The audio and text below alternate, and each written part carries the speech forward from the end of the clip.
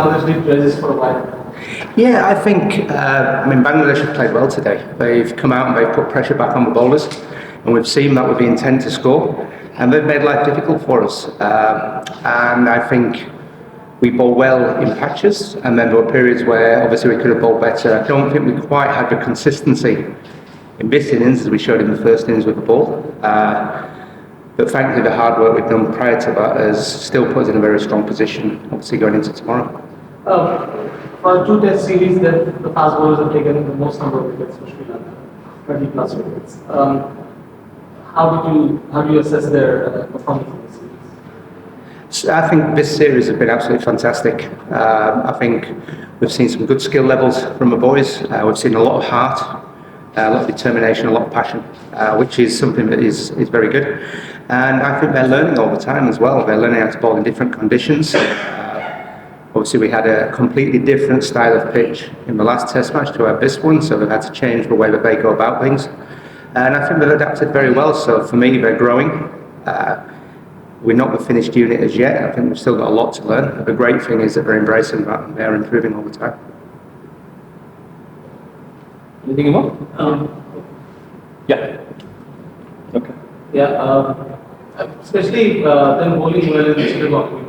That must have been more pleasing because they'll have bigger challenges coming up. But to bowl well in the subcontinent must be pleasing. It is. It shows that. One of the things that we're working very hard on is patience and discipline. I know it's talked about a lot, obviously, in the previous few days.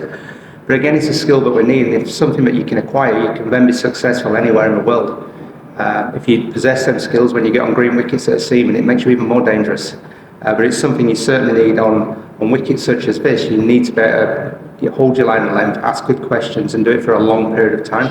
And strangle that run rate. We saw in the first innings when we got the run rate under 3, that life became very difficult. The pressure was on the batsman, it was on the opposition, and we forced errors.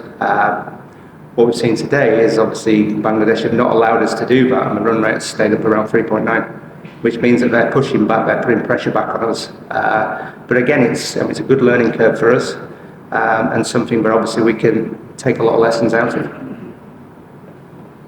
Coach Rahim talk about Rahim Kumar. He played back-to-back test matches. Now he's getting good rhythm. We saw in the first test and this test. As a coach, how do you see Rahim's performance in these two test matches? I think he's certainly made an impact, hasn't he? And that's one of the things we want from him as an impact player. He's come in, he's got wickets at important times, and he's bowled some fantastic deliveries.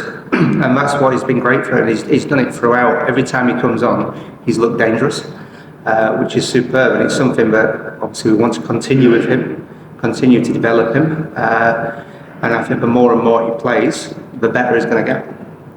Any update on Dinesh Chandra?